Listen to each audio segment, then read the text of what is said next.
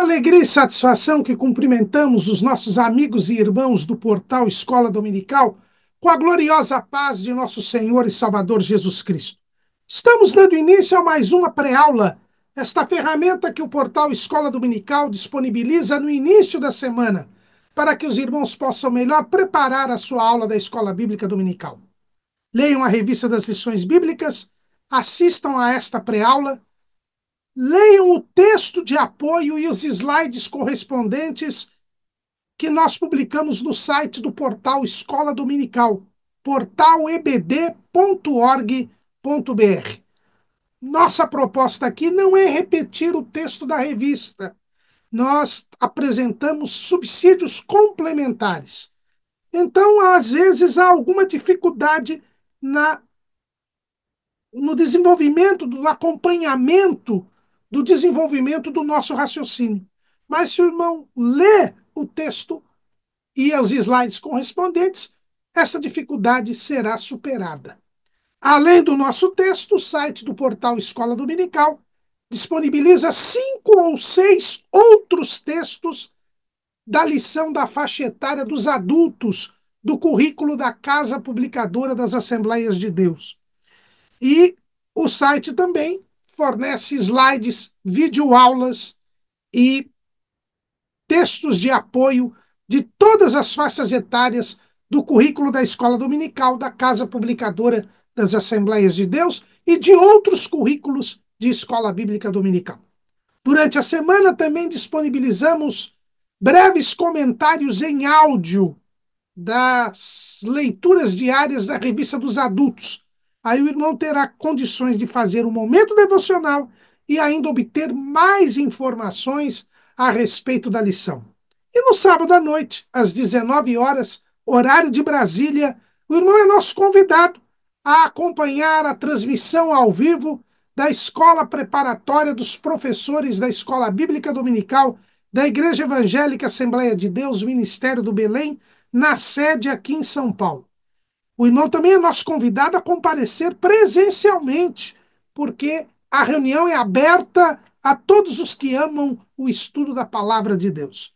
Esta reunião se realiza no templo sede da Igreja Evangélica Assembleia de Deus, Ministério do Belém, na rua Doutor Fon 140, no bairro do Belenzinho, no 4º andar, no auditório Pastor José Wellington Bezerra da Costa. Mas isto é apenas a preparação da Escola Bíblica Dominical. Ela apenas se realiza quando o povo do Senhor vai à casa do Senhor, no dia do Senhor, para estudar a palavra do Senhor. Neste segundo trimestre de 2025, nós estamos estudando o tema E o Verbo se fez carne. Jesus sob o olhar do apóstolo do amor. Nós estamos tendo um trimestre bíblico.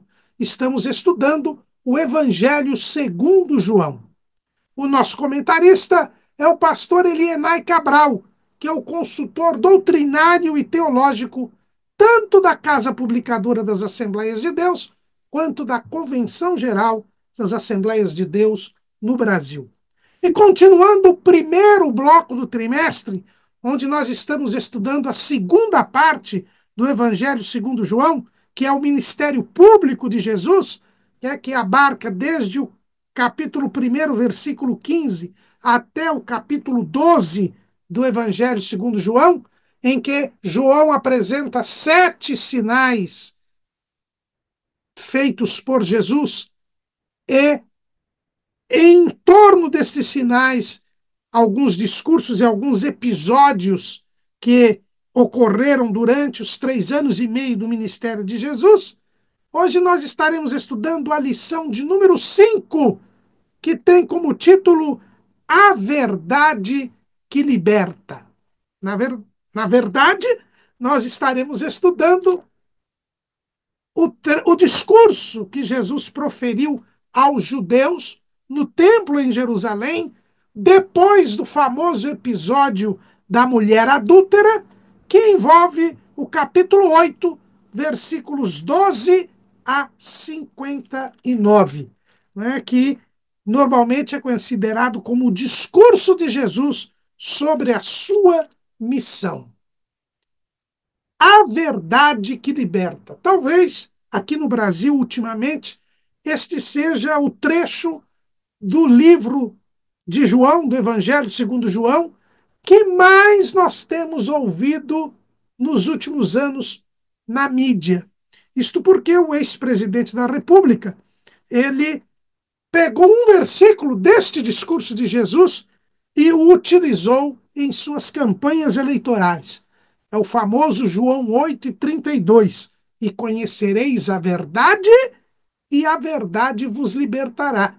E é com base neste versículo que nós temos o título da nossa lição: A verdade que liberta. Jesus se identifica como a verdade, né? É a primeira vez que ele fala da verdade, e este é um tema que aparece mais de uma vez no Evangelho segundo João. É João que diz que Jesus se identifica com a verdade, lá em João 14:6. Disse-lhes Jesus: Eu sou o caminho e a verdade e a vida. Ninguém vem ao Pai senão por mim. O próprio Jesus diz que é a verdade. Jesus mesmo, ele diz que a sua missão, a sua obra que lhe foi dada pelo Pai, era testificar da verdade. Lá, diante de Pilatos, ele diz isso.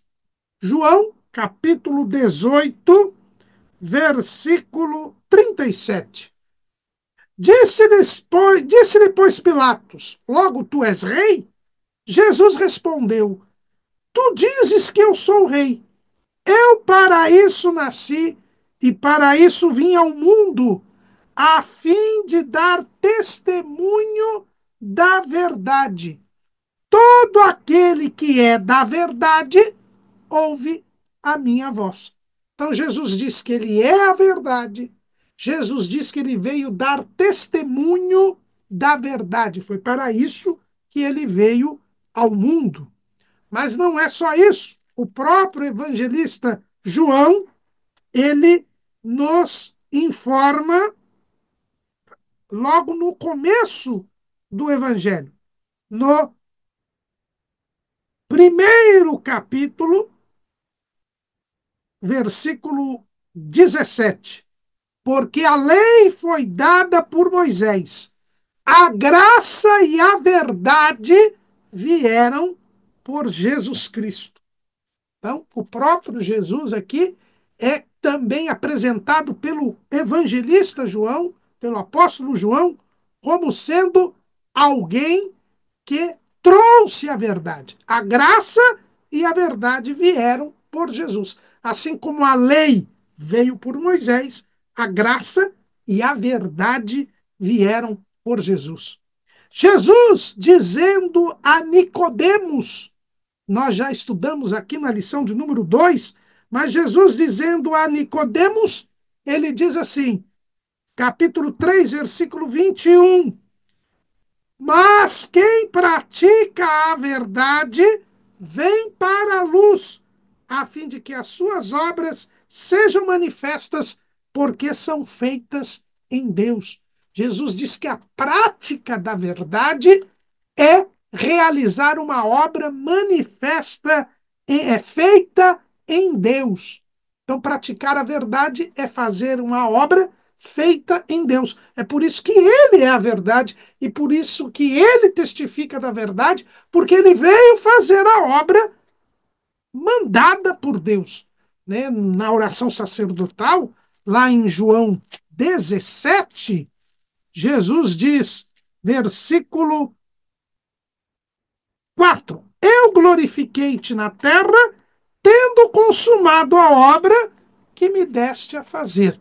Então, a obra que Jesus fez foi feita em Deus. Então, é a prática da verdade. É por isso que João diz que a graça e a verdade vieram por Jesus. Mas não é só isso. Além dele ter trazido a verdade, dele testificar a verdade, de ser ele a verdade, e de todos quantos o receberem praticarem a verdade, todos quantos o receberem serão verdadeiros adoradores. Foi o que nós vimos na lição de número 3.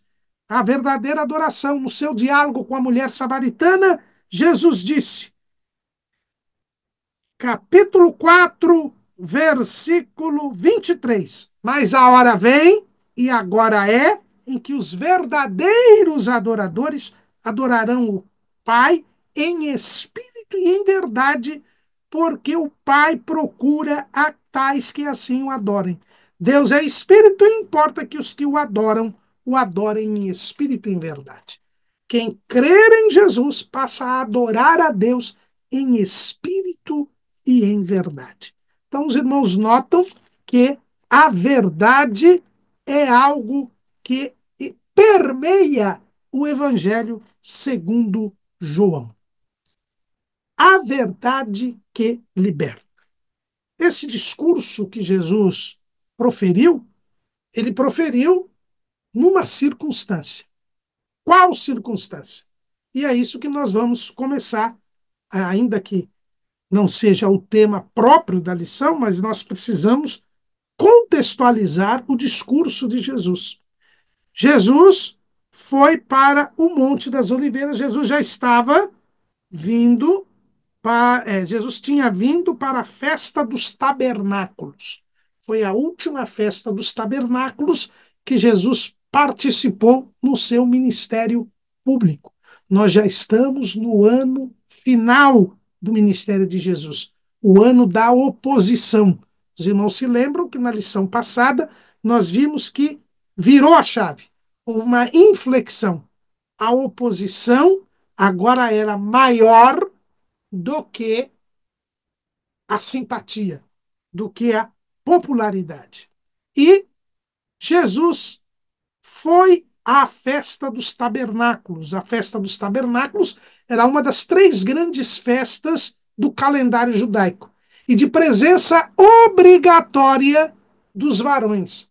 Os varões, obrigatoriamente, eles tinham de estar presentes na festa dos tabernáculos. Era assim que determinava a lei de Moisés. Né? A lei de Moisés dizia exatamente isso. Na lei de Moisés, nós temos. É o que vemos lá em Deuteronômio 16 e 16.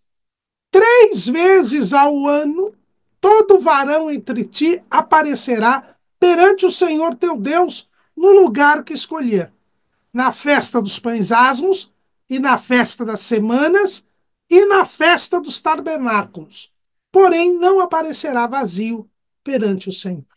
Então, era uma obrigação de todo varão comparecer perante o Senhor no lugar que ele escolher, ou seja, em Jerusalém, onde ficava o templo, ele deveria ali comparecer para estar diante de Deus.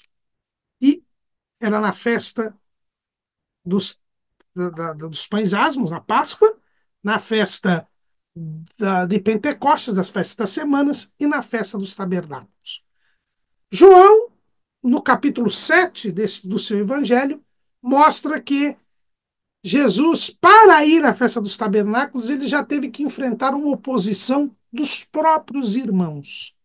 Ele não foi na companhia dos irmãos para a festa dos tabernáculos, e lá ele comparece, e no último dia da festa, ele se apresenta à multidão e diz que se alguém tivesse sede, viesse a ele e bebesse. Então ele se apresenta mais uma vez como aquele que sacia a sede da humanidade, como aquele que sacia a sede do homem, do ser humano. E logo em seguida, ele sai do templo, vai para o Monte das Oliveiras, como ele costumava fazer quando ele ia a Jerusalém. Ele ficava no templo, ensinando o povo. Ao pôr do sol, ele se dirigia até o Monte das Oliveiras. E lá, e de manhã cedo, o texto diz que ele voltou para o templo, e quando ele volta para o templo, armam-lhe uma cilada. Levam uma mulher, supostamente apanhada em flagrante adultério, e trazem aquela mulher até Jesus. E perguntam a Jesus o que se deveria falar com aquela fazer com aquela mulher, mencionando a lei que diz que qualquer pessoa que adulterasse deveria ser morta por apedrejamento. Era uma cilada. Por quê? Porque a lei dizia que deveriam ser apedrejados o homem e a mulher.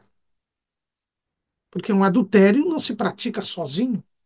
O adultério é a prática de relações sexuais com alguém que não é o seu cônjuge. Uma pessoa casada, um homem casado, que se relacionasse com uma mulher que não é a sua mulher. Ou uma mulher casada que se relacionasse com um homem que não é o seu marido. Só levaram a mulher à presença de Jesus.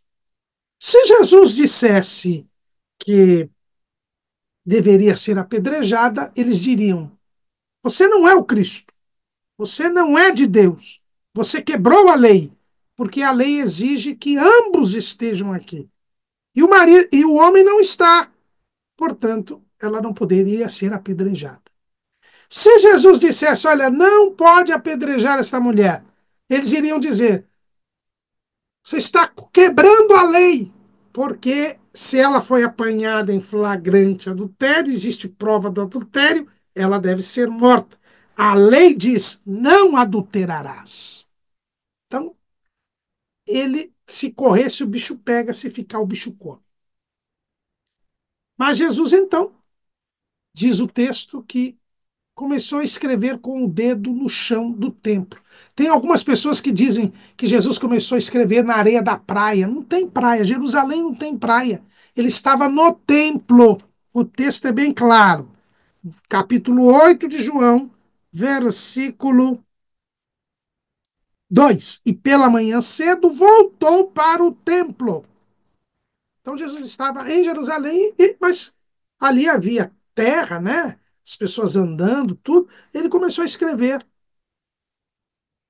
E antes de começar a escrever, ele disse: olha, quem não tem pecado, atire a primeira pedra. Alguns estudiosos entendem que Jesus começou a escrever no chão o Decálogo, os 10 mandamentos. E quando algum daqueles principais sacerdotes, é, escribas e fariseus que tinham levado essa mulher até a presença de Jesus, ele começava a escrever. E aí, quando alguém ia pegar a pedra no chão para jogar, lia o pecado exatamente que ele tinha cometido. Assim dizem, né? O texto não diz isso, mas alguns estudiosos entendem assim. A verdade é que, a partir dos mais velhos, todos se retiraram. Depois que todos se retiraram, Jesus levanta-se e pergunta à mulher: onde estão os teus acusadores? Ninguém te condenou? A mulher diz: não, ninguém, Senhor. Também eu não te condeno, vai e não peques mais. Então, Jesus mostra que ele veio para salvar e não para condenar a humanidade. João conta este episódio, só ele conta este episódio, precisamente para confirmar o que Jesus estava a pregar no seu ministério, que ele não tinha vindo para condenar o mundo, mas para salvar o mundo. E por isso ele diz: quem tem sede, vem a mim e beba. Então, Jesus mostra que ele não veio para condenar o mundo. E logo em seguida deste episódio, que deve ter sido presenciado por muita gente, Jesus então começa o seu sermão, que é o objeto do tema da nossa lição hoje. Ele se apresenta como a luz do mundo. Ele diz: eu sou a luz do mundo, quem me segue não andará em trevas, mas terá a luz da vida. Jesus acabara de dar a vida para aquela mulher adúltera. Acabara de impedir que aquela mulher fosse morta por apedrejamento. Mas disse a ela: vai e não peques mais. Ela foi perdoada do seu pecado, mas ela agora deveria andar na luz.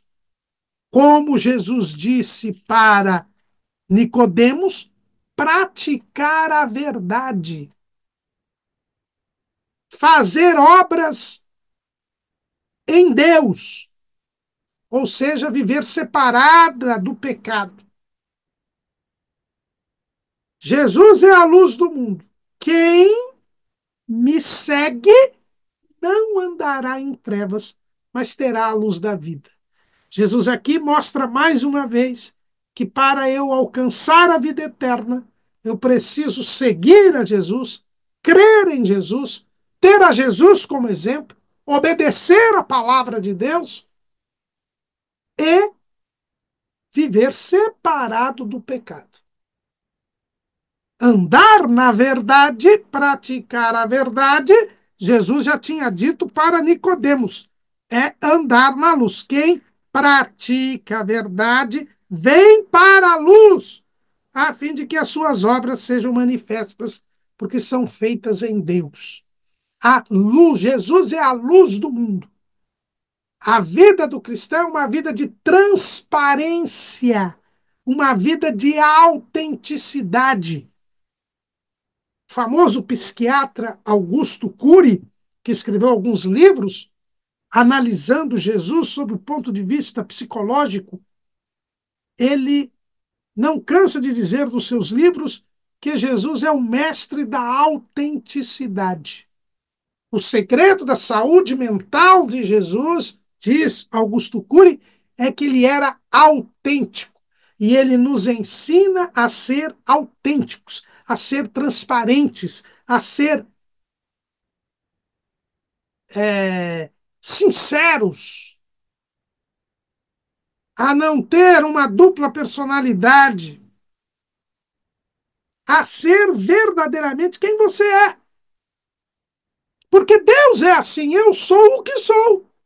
E se nós somos filhos de Deus, nós precisamos ter esta autenticidade, essa transparência, esta sinceridade. É por isso que Jesus diz que ele é a luz do mundo. Ele traz iluminação, ele traz transparência, ele traz clareza para cada um de nós, que era diferente dos fariseus. Os fariseus eram hipócritas. Eles tinham uma máscara. Lembra que a palavra hipócrita em grego quer dizer o ator, era o ator, e o ator representava nas peças teatrais gregas com uma máscara na frente, para mostrar que aquela personagem que ele estava representando não era a pessoa do ator. E os fariseus, capítulo 23 de Mateus, Jesus chama os fariseus sempre de hipócritas.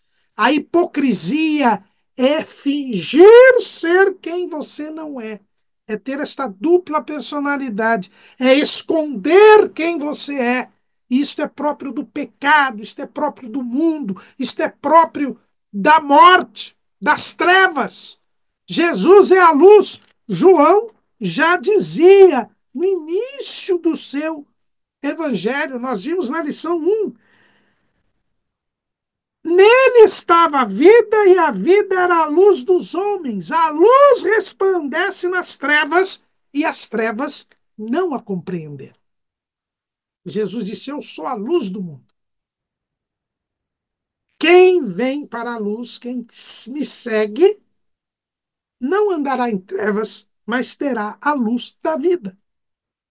A vida eterna exige o rompimento com o pecado, o abandono da mentira, o abandono do fingimento para viver a autenticidade, viver a verdade.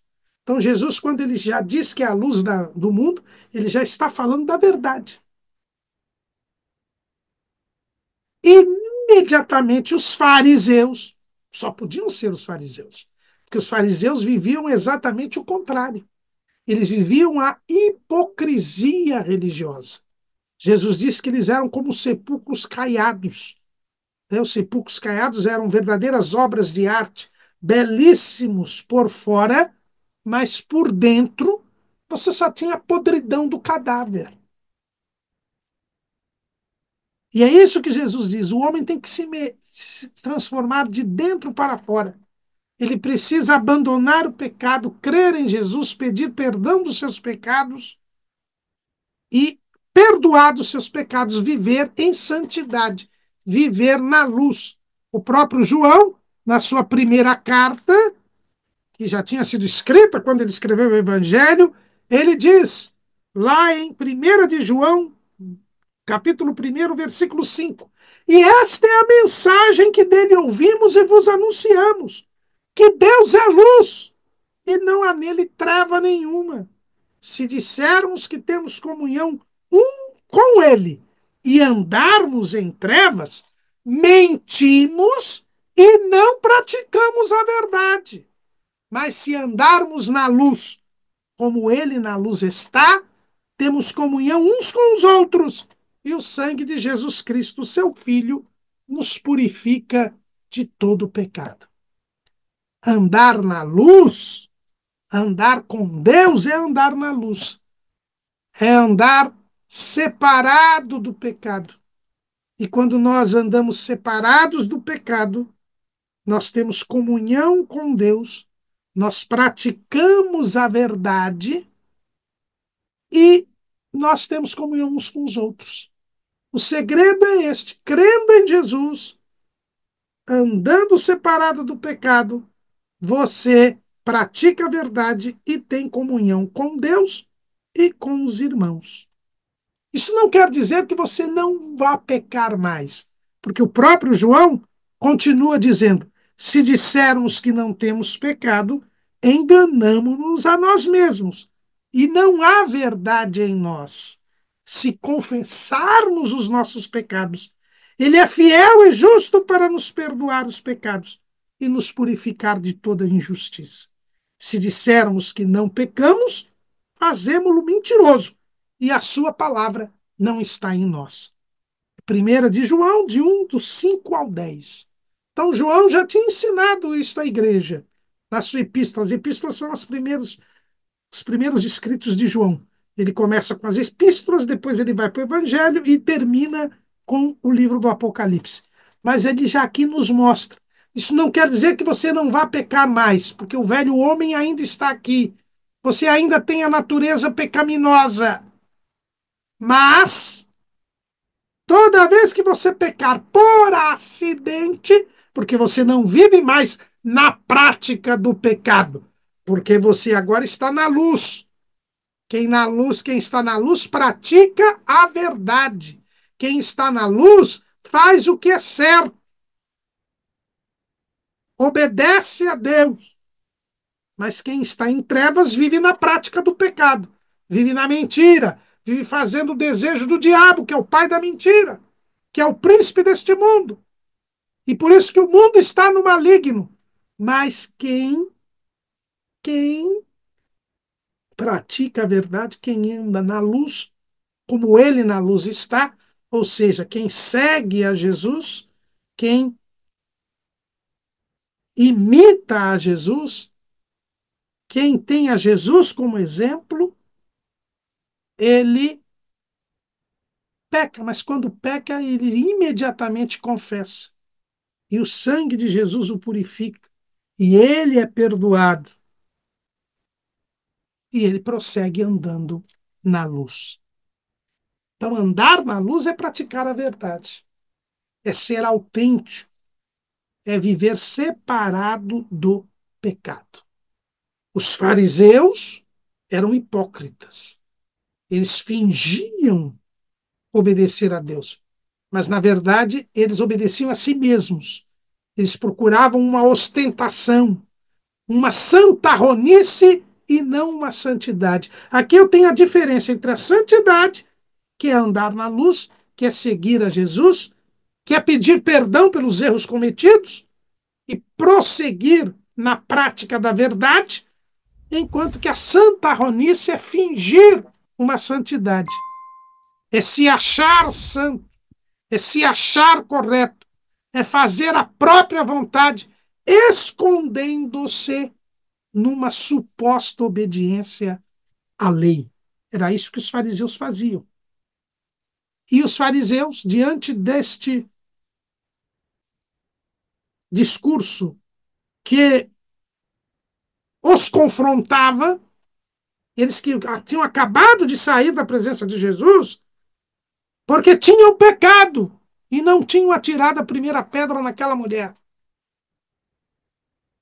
Eles chegam e procuram objetar o que Jesus disse. Eles dizem: olha, você está falando de você mesmo. O seu testemunho não é verdadeiro. Isto porque a lei dizia que para que um testemunho fosse verdadeiro, 2 ou 3 precisavam confirmar aquele fato. É o que nós vemos lá em Deuteronômio, capítulo 17, versículo 6. Por boca de 2 ou 3 será morto o que houver de morrer. Por boca de uma só testemunha não morrerá. Uma só testemunha contra ninguém se levantará por qualquer iniquidade ou por qualquer pecado, seja qual for o pecado que pecasse. Pela boca de 2 ou 3 se estabelecerá o negócio. Aí é Deuteronômio 19:15. Este princípio da lei de Moisés, em latim, é considerado assim: testes unus, testes nulos. Quer dizer, uma só testemunha é a mesma coisa que nenhuma testemunha. A verdade ela só pode ser estabelecida por 2 ou 3 testemunhas. Era o que dizia a lei de Moisés. E os fariseus dizem que quando Jesus disse: eu sou a luz do mundo, quem me segue não andará em trevas, mas terá a luz da vida, esse testemunho era inválido, porque era um testemunho único. Jesus, além de estar testemunhando, ele estava testemunhando dele mesmo, e isso não tinha validade. E o que Jesus respondeu diante desta objeção legalista? Ainda que eu testifico de mim mesmo, o meu testemunho é verdadeiro, porque sei de onde vim e para onde vou. Mas vós não sabeis de onde vim, nem para onde vou. Vós julgais segundo a carne, eu a ninguém julgo. E se na verdade julgo, o meu juízo é verdadeiro, porque não sou eu só, mas eu e o Pai que me enviou. E na vossa lei está também escrito que o testemunho de 2 homens é verdadeiro. Eu sou o que testifico de mim mesmo. E de mim testifica também o Pai que me enviou.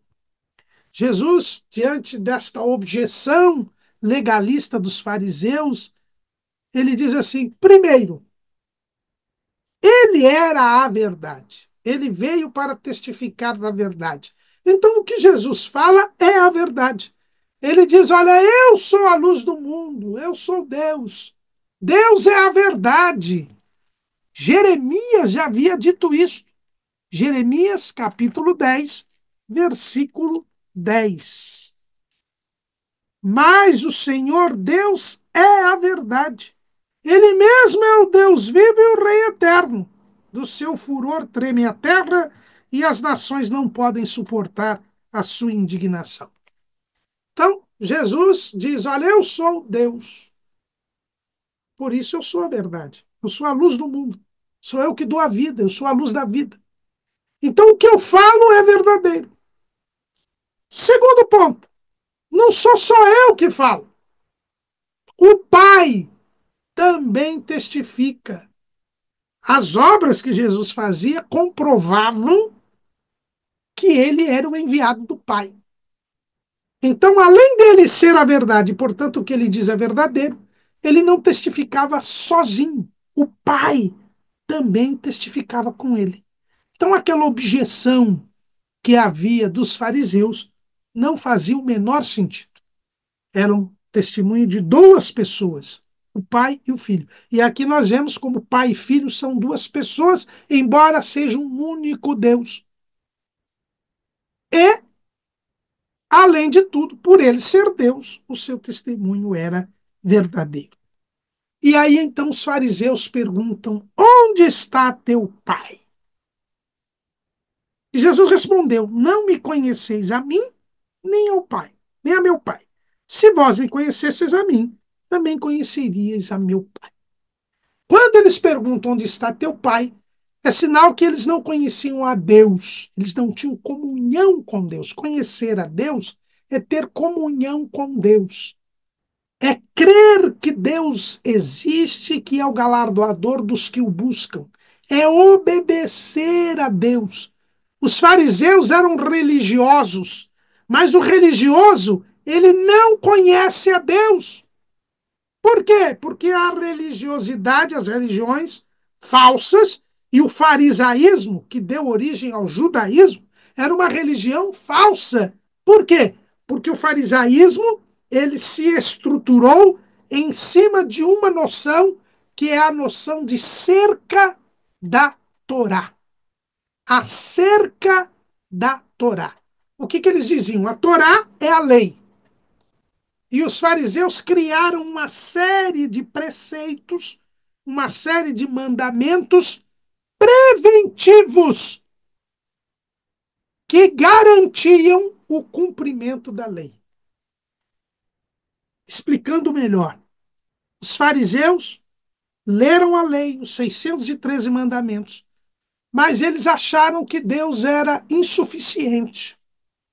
Eles eram mais espertos e mais inteligentes do que Deus. Então eles criaram outros mandamentos que garantiam o cumprimento dos 613.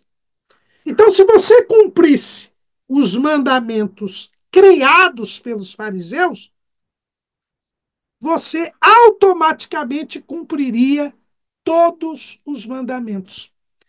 É como para você não pisar na grama, que é proibido, você fizesse uma cerca que impedisse as pessoas de pisar na grama.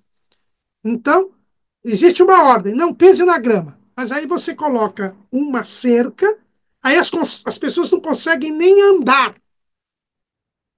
E assim ninguém pisa na grama.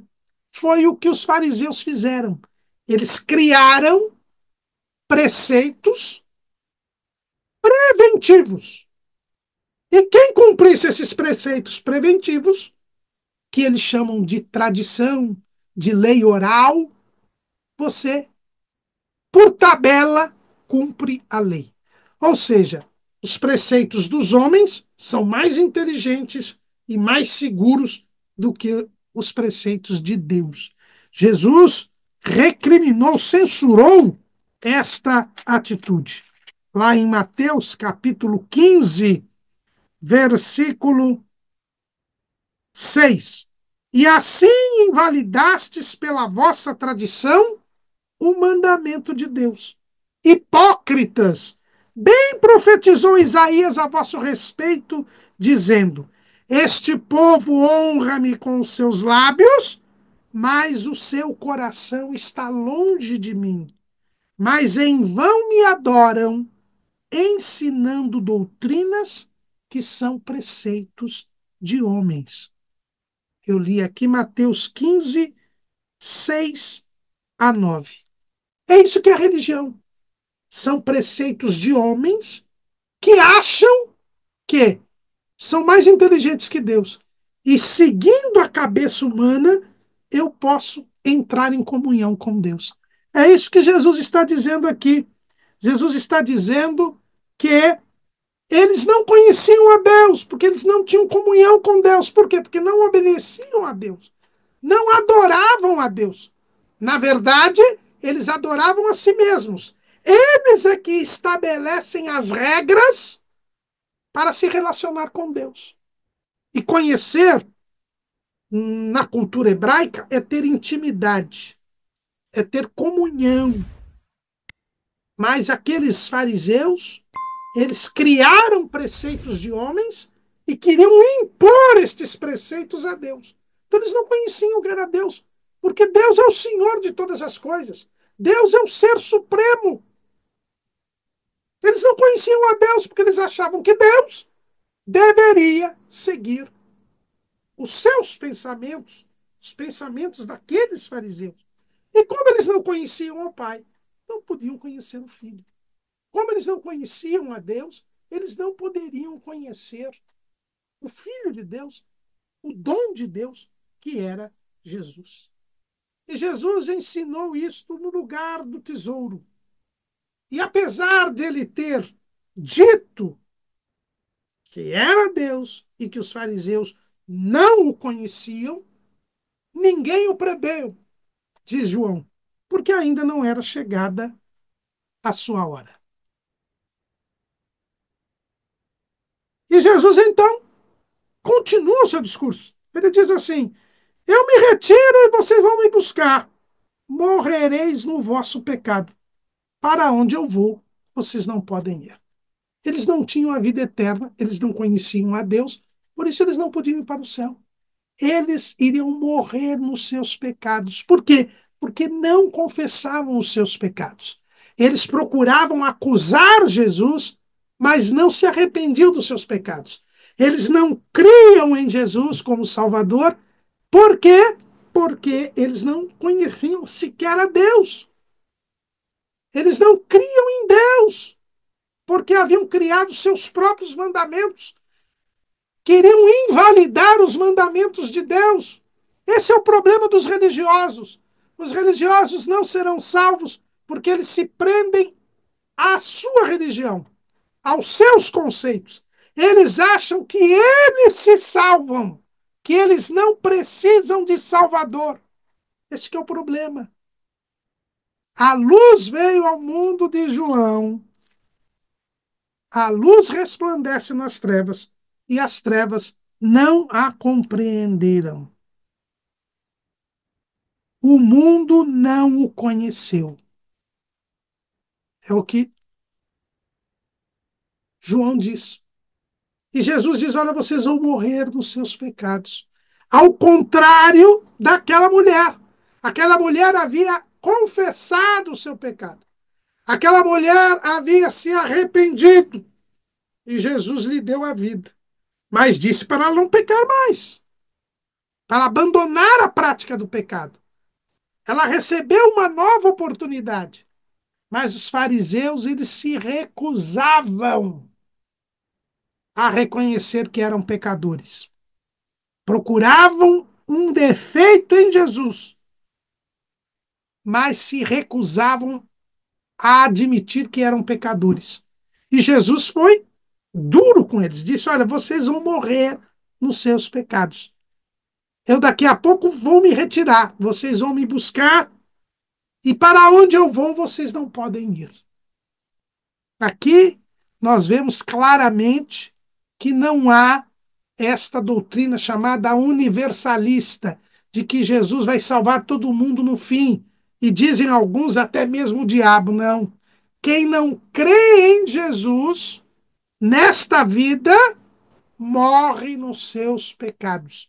Tem a morte eterna, tem a perdição eterna. A oportunidade é agora, nesta vida.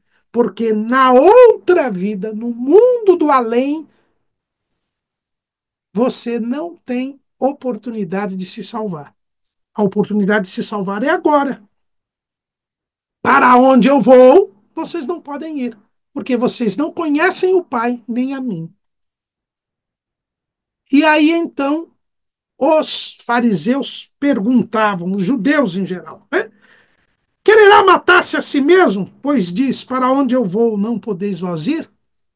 Os próprios ouvintes entendiam que para Jesus se retirar, para Jesus ir para a eternidade, ele precisava morrer. Os judeus perguntaram: ele vai se matar a si mesmo? e, na verdade, ele entregar a sua vida por nós. Os próprios judeus admitem que só pela morte Jesus poderia passar para a eternidade. E ele morreria não porque tivesse pecado, mas porque assumiria o nosso pecado e pagaria o preço dos nossos pecados. E Jesus diz: olha, vós sois de baixo, eu sou de cima. Vós sois deste mundo, eu não sou deste mundo. Por isso vos disse que morrereis em vossos pecados, porque se não crerdes que eu sou, morrereis em vossos pecados. Aqui nós temos o terceiro eu sou do Evangelho segundo João. Se não crerdes que eu sou, morrereis nos vossos pecados. Para que alguém alcance a salvação, precisa reconhecer que Jesus é Deus, que Jesus é o Filho de Deus. Todos os que negam a divindade de Jesus não alcançam a salvação. Não é verdade que todos os caminhos levam a Deus, não. Só Jesus leva a Deus. É preciso eu reconhecer que Jesus é Deus feito homem e que morreu por mim para eu alcançar a salvação. Pedir perdão dos meus pecados, abandonar a prática do pecado. Aí eu vou para cima. Porque Jesus é de cima, nós somos de baixo. Mas ele nos leva de baixo para cima, se nós crermos nele. Jesus volta a dizer que quem crê nele como Salvador do mundo, como Cristo, Filho de Deus, será salvo. Tem vida. Quem não crê, morre nos seus pecados. Porque nós que temos a natureza pecaminosa, pecamos inevitavelmente ao atingirmos a consciência. E por causa disso, morremos. Mas Jesus veio para nos dar a vida. E aí, então, os judeus perguntam, mas quem és tu? E Jesus disse, eu estou dizendo desde o começo, eu estou dizendo que eu sou o Filho de Deus, que eu sou o Cristo, que eu sou o Salvador do mundo. Mas eles não entendiam. E Jesus disse, olha, muito tenho que dizer e de julgar de vós, mas aquele que me enviou é verdadeiro.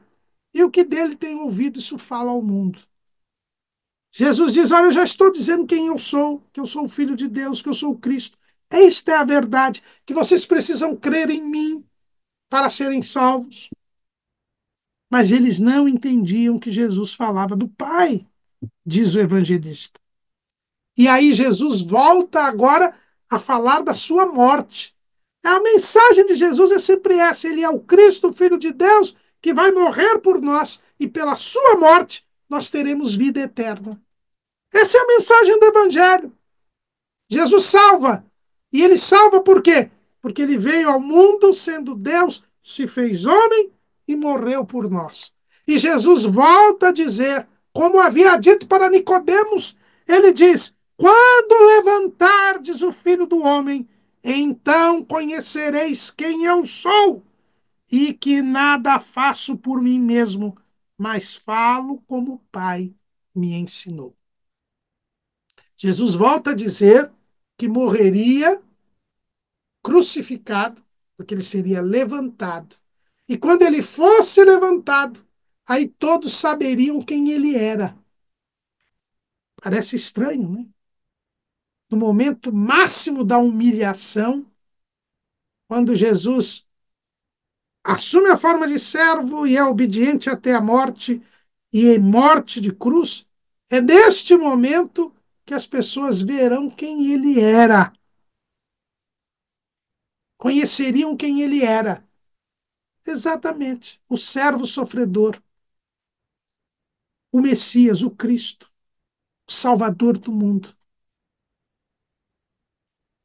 E mesmo naquele quadro tão tétrico, mesmo nesta humilhação máxima, Jesus mostrou a sua condição de Deus feito homem que pagava o preço dos nossos pecados. Na narrativa da crucifixão, tomada em todos os evangelhos, nós vemos isso em vários momentos. Ele pede perdão pelos seus algozes. Nas palavras da cruz, mostram como Jesus é o Messias. Nós teremos uma lição para falar sobre a crucifixão, não vamos aqui, mas Jesus já prenuncia que na sua crucifixão, na sua morte na cruz do Calvário, nós conheceríamos que ele é o Salvador.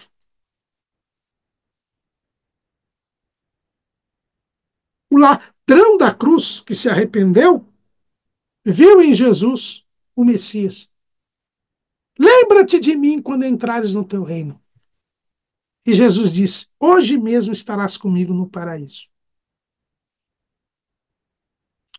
O centurião que comandava a tropa que levou Jesus para a cruz, quando Jesus morre, ele diz: verdadeiramente, este homem era o Filho de Deus.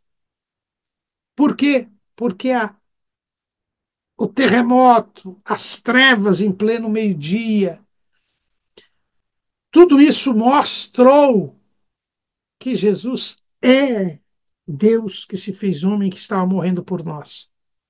E lá no templo, quem estava no templo pôde também ver, quando Jesus morreu, o véu do templo se rasgou de alto a baixo, mostrando que o sacrifício de Jesus tinha restabelecido a comunhão entre Deus e os homens.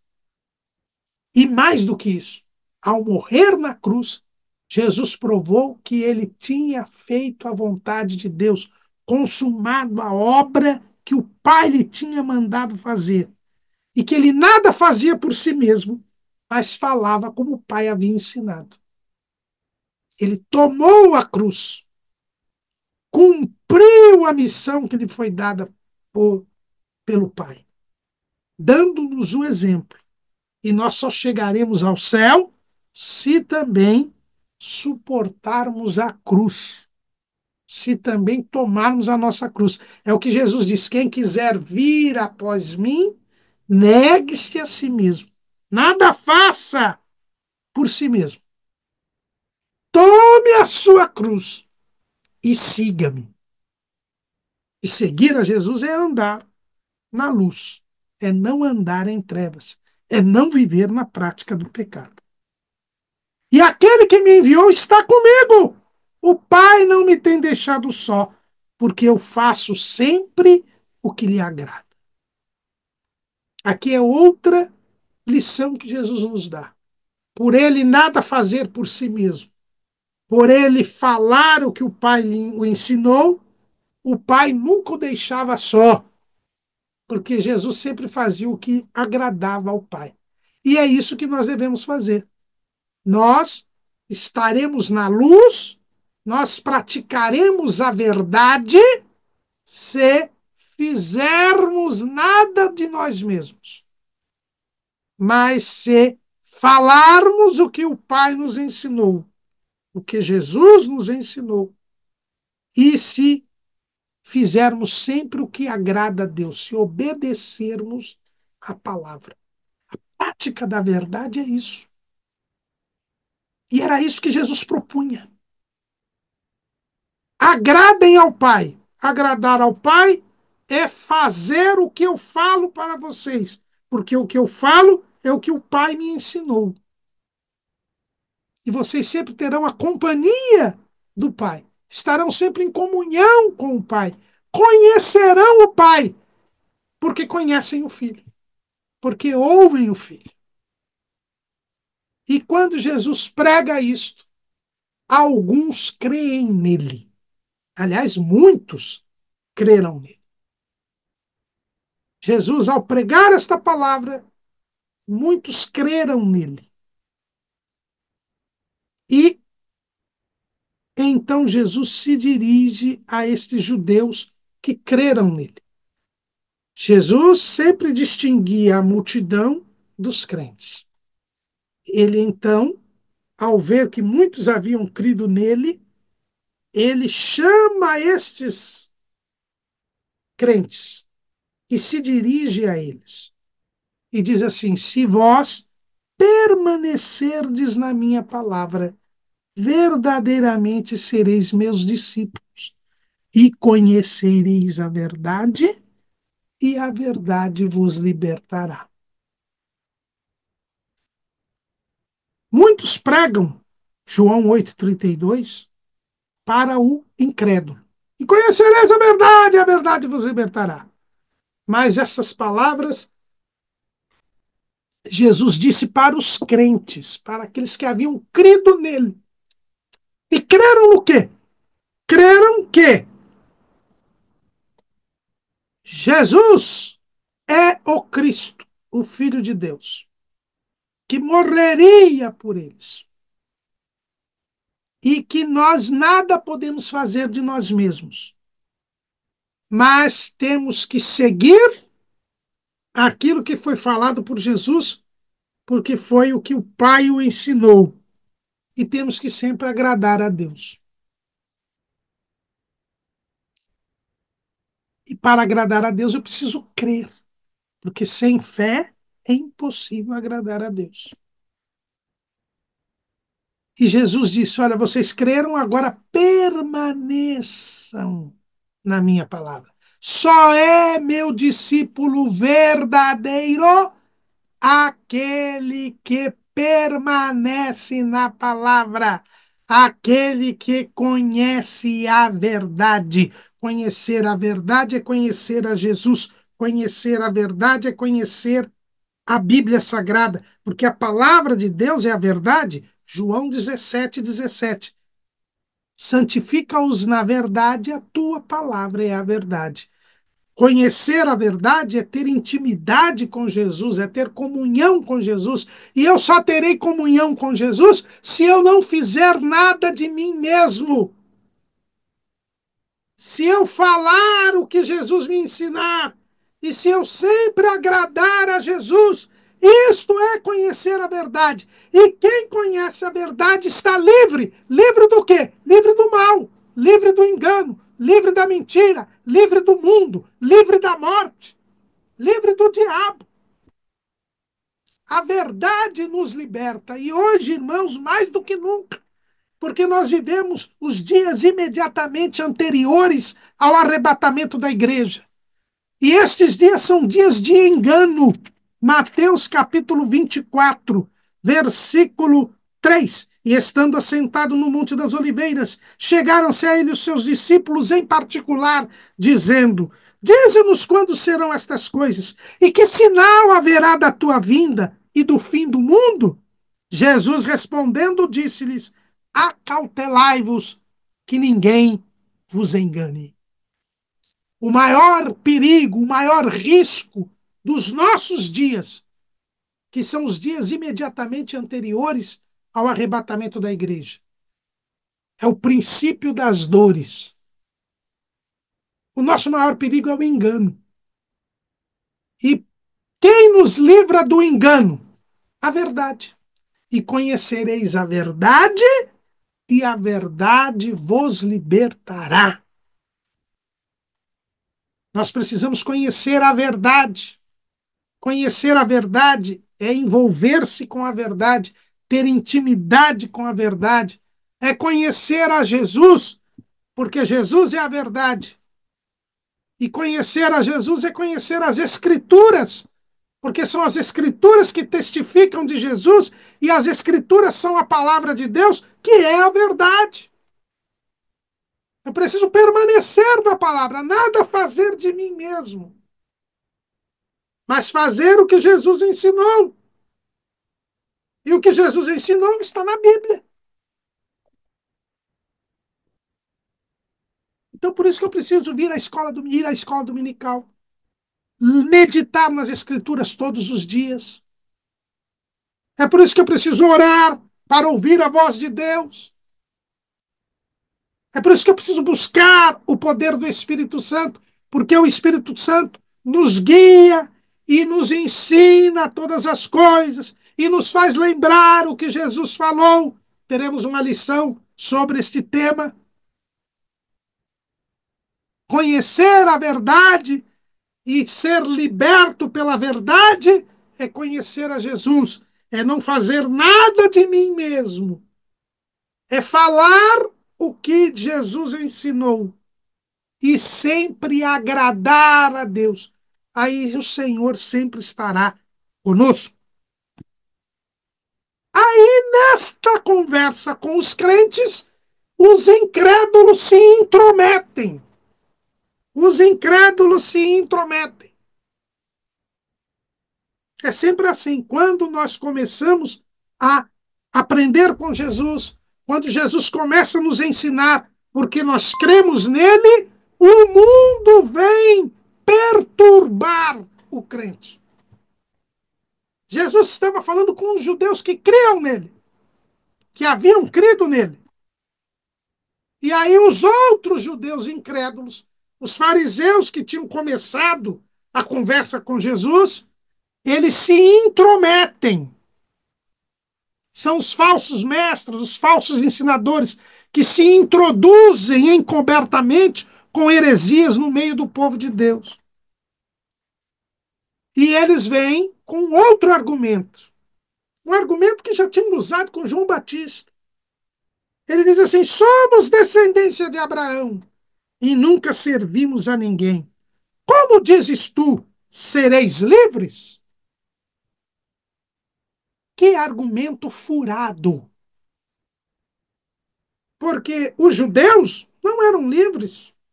Eles estavam, desde o cativeiro da Babilônia, que eles eram sempre servos de outro povo. Embora fossem descendência de Abraão, eles eram servos de outro povo. Neemias, capítulo 9, versículo 36. Eis que hoje, já naquele tempo de Neemias, somos servos, e até na terra que deste a nossos pais, para comerem o seu fruto e o seu bem, eis que somos servos dela. E ela multiplica os seus produtos para os reis, que puseste sobre nós por causa dos nossos pecados, e conforme a sua vontade, dominam sobre os nossos corpos e sobre o nosso gado, e estamos numa grande angústia.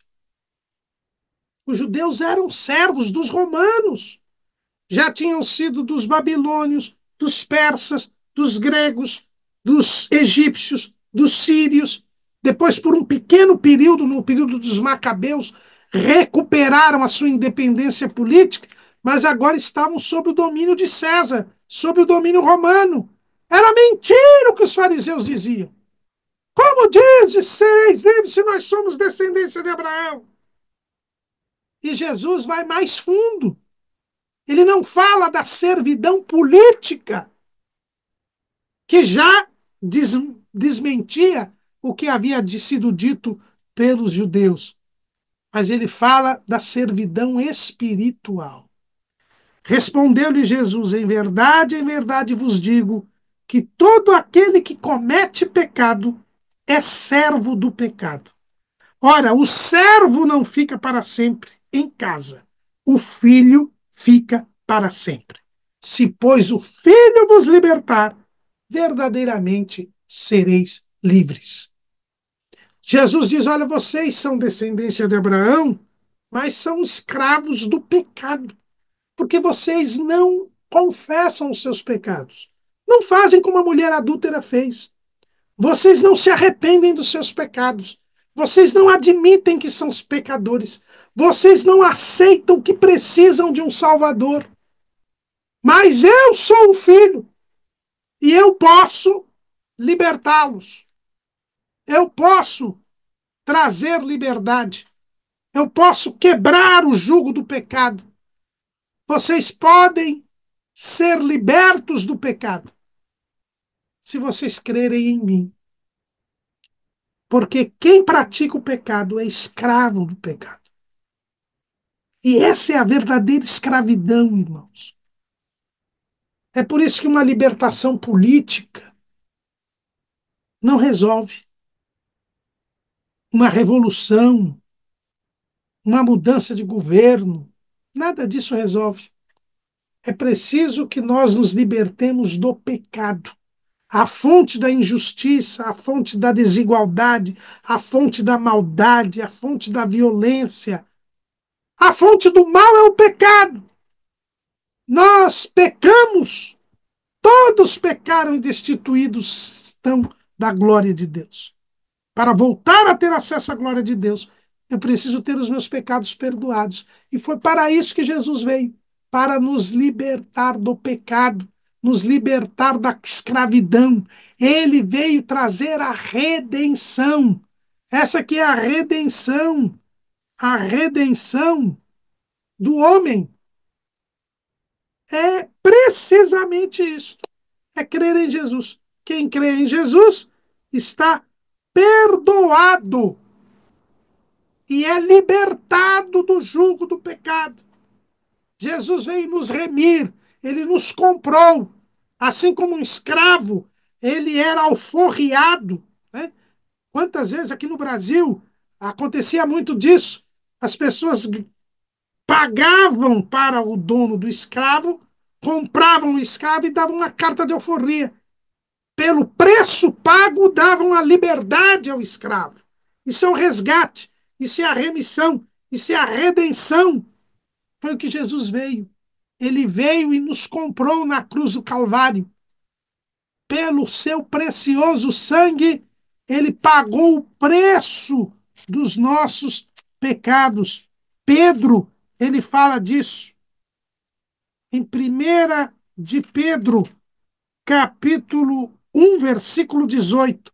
Sabendo que não foi com coisas corruptíveis, como prata ou ouro, que fostes resgatados da vossa vã maneira de viver, que por tradição recebestes os vossos pais, mas com o precioso sangue de Cristo, como de um cordeiro imaculado e incontaminado.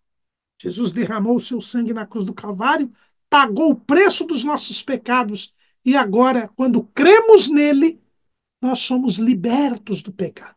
O pecado não tem mais domínio sobre nós. É o que Paulo fala lá em Romanos, capítulo 6. Paulo fala em Romanos, capítulo 6. Versículo 6. Sabendo isto, que o nosso velho homem foi com ele crucificado, para que o corpo do pecado seja desfeito, a fim de que não sirvamos mais ao pecado. Versículo 9. Sabendo que, havendo Cristo ressuscitado dos mortos, já não morre. A morte não mais terá domínio sobre ele. Pois quanto a ter morrido, de uma vez morreu para o pecado, mas quanto a viver, vive para Deus. Assim também vós considerai-vos como mortos para o pecado, mas vivos para Deus em Cristo Jesus nosso Senhor. Não reine, portanto, o pecado em vosso corpo mortal, para lhe obedecerdes em suas concupiscências. Eu li Romanos 6, de 6 a 12. E o versículo 14. Porque o pecado não terá domínio sobre vós, pois não estáis debaixo da lei, mas debaixo da graça. Crendo em Jesus, eu fico livre do pecado. E quando o Filho liberta, verdadeiramente eu sou livre. Aqueles homens que se recusavam a crer em Jesus, que preferiam crer na sua religiosidade, iriam morrer em seus pecados. Eram escravos do pecado. E Jesus mostra que, embora eles fossem descendência de Abraão, eles estavam procurando matar a Jesus. Eles queriam matar Jesus. Por quê? Porque a palavra de Jesus não entrava neles. E Jesus diz: olha, assim como eu falo do que vi junto do meu Pai, e vocês fazem o que também vocês viram junto do seu Pai. E aí eles dizem: olha, o meu Pai é Deus, que vocês não conhecem. O Pai de vocês não é Deus. O Pai de vocês é o diabo. Vocês querem me matar. E vocês querem me matar por quê? Porque vocês não são de Deus. Eu tenho meu pai, vocês têm o pai de vocês. E aí eles disseram: nosso pai é Abraão. Jesus diz: não, vocês querem me matar. Abraão não fez isso. Abraão, ele não era contra a verdade. Vocês fazem a obra do seu pai, não fazem a obra de Abraão. Abraão é o pai da fé, irmãos. Jesus tinha convidado aqueles homens a crerem nele, e eles não creram nele e se recusavam a crer em Jesus. Não podiam ser filhos de Abraão, porque Abraão creu, e isso lhe foi imputado por justiça. E eles disseram: não, nós não somos nascidos em prostituição, nós temos um pai, que é Deus. E Jesus disse: se Deus fosse o pai de vocês, vocês me amariam, porque eu vim de Deus, eu saí e vim de Deus. Foi Deus que me enviou. O pai de vocês é o diabo.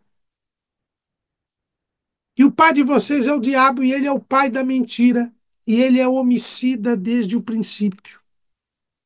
Nele não há verdade, porque quando ele mente, ele fala do que lhe é próprio. E esta é a vida daquele que vive no pecado, nas trevas, no mundo. Ele é escravo do pecado.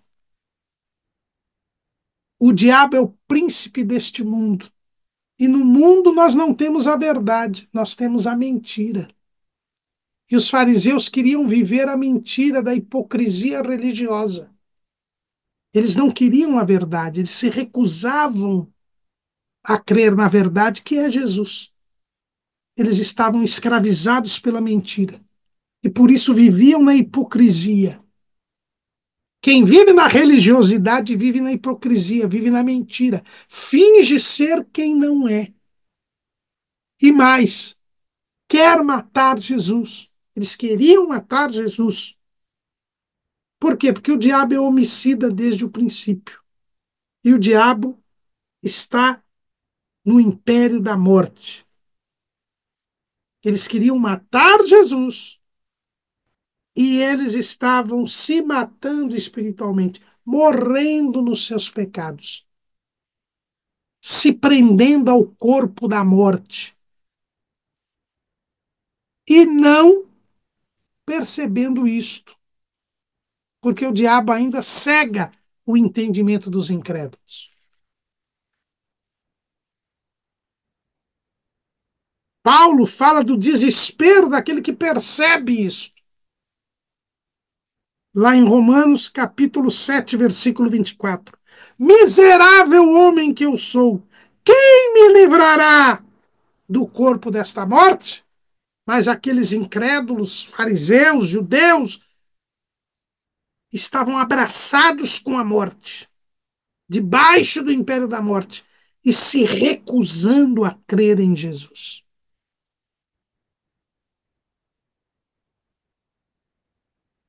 Se recusavam a crer em Jesus. E Jesus diz: olha, eu digo a verdade para vocês, mas vocês não creem, vocês não querem crer. Eu nunca pequei. Quem me convence de pecado? Jesus não tinha pecado. Ele já tinha demonstrado isso, ele não tinha tirado a primeira. Ele poderia ter atirado a primeira pedra naquela mulher, mas ele não fez, porque ele não veio para condenar o mundo, mas veio para que o mundo fosse salvo por ele. E Jesus diz para eles: olha, vocês não são de Deus, por isso que vocês não querem escutar as palavras de Deus. E aí os fariseus partem para a ofensa. Eles dizem que Jesus era um samaritano e tinha demônio. Aqui, irmãos, é interessante. Muitos estudiosos entendem que o pecado contra o Espírito Santo é a recusa deliberada a ser convencido pelo Espírito Santo. É quem deliberadamente se recusa a ser convencido pelo Espírito Santo, ele nunca alcança a salvação. Ele não crê. Ele não crê. É o que Jesus disse da parábola do semeador, aquela semente que caiu à beira do caminho.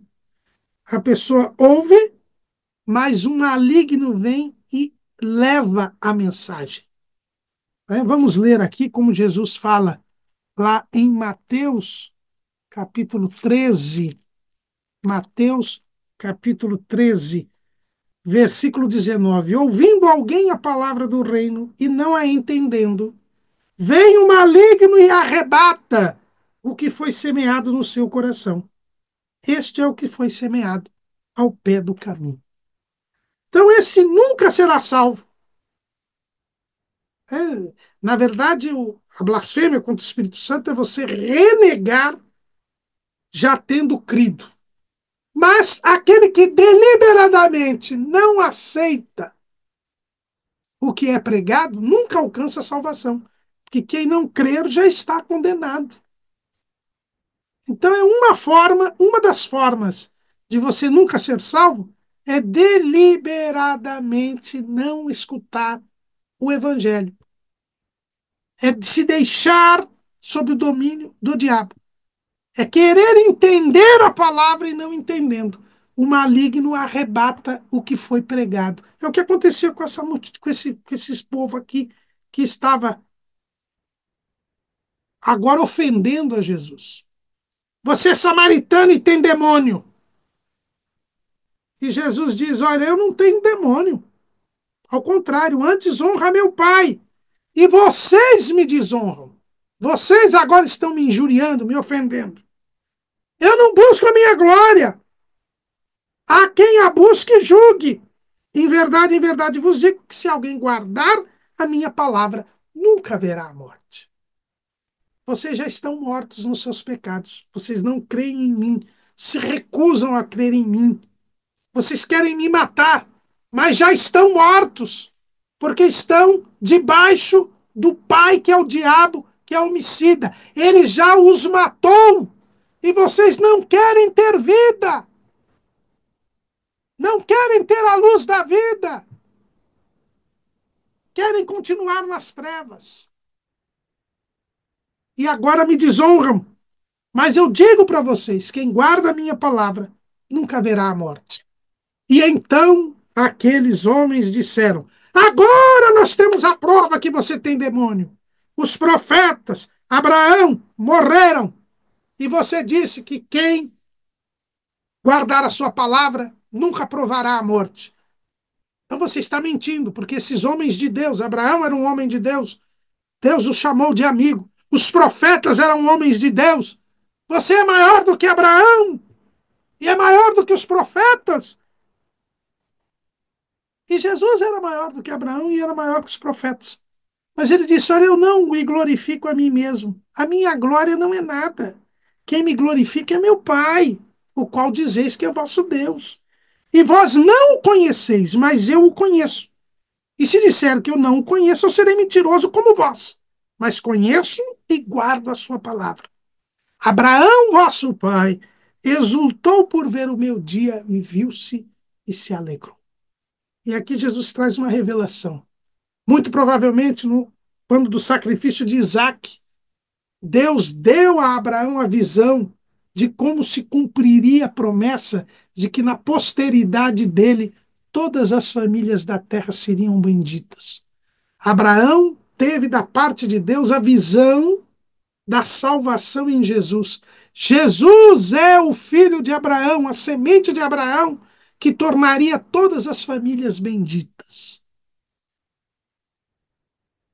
Abraão tinha a visão da pátria celestial, como diz o escritor aos Hebreus. Ele sabia que ia para o céu, porque a sua semente tornaria todas as nações benditas, todas as famílias da terra benditas. Deus mostrou a Abraão, naquele episódio de extrema obediência, aquele que seria obediente até a morte, morte de cruz, para salvar toda a humanidade. Jesus revela isto para nós, não para aqueles incrédulos que não criam na sua palavra. Jesus diz: eu não vou aqui me glorificar, é o Pai que me glorifica. E eu conheço o Pai, vocês não conhecem. E aí Jesus fala mais uma vez que é Deus. Antes que Abraão existisse, eu sou. Eu sou maior do que Abraão, eu sou Deus, eu sou eterno. E Abraão exultou por ver o meu dia e se alegrou. Quem crê em mim será salvo. Assim como Isaac foi poupado, como um cordeiro substituiu Isaac, e ele teve vida, assim também vocês terão vida se crerem em mim. Antes que Abraão existisse, eu sou. E então aquelas pessoas enfurecidas, com o coração endurecido, fechados, pegaram em pedras para atirar em Jesus, porque consideravam que Jesus tinha blasfemado, porque havia dito que era Deus. A mulher, Jesus, adúltera, ninguém atirou pedra porque não tinha porque tinham pecados. E Jesus liberou a mulher. Mas eles agora queriam matar a Jesus, mesmo tendo pecado, porque se recusavam a crer na verdade, porque eram escravos do pecado, porque já estavam mortos e faziam a vontade do diabo, que é homicida. Mas a Bíblia diz que Jesus se ocultou e saiu do templo, passando pelo meio deles, e assim se retirou. Não tinha chegado a hora ainda. Jesus se retira porque ainda tinha algo a cumprir da parte de Deus. Não era assim que ele seria morto. Ele seria morto crucificado, não apedrejado. E ele não havia blasfemado, porque ele é Deus. A verdade liberta. Somos religiosos? Recusamos a crer em Jesus? Conhecemos verdadeiramente a Cristo e ao seu Pai? Amém.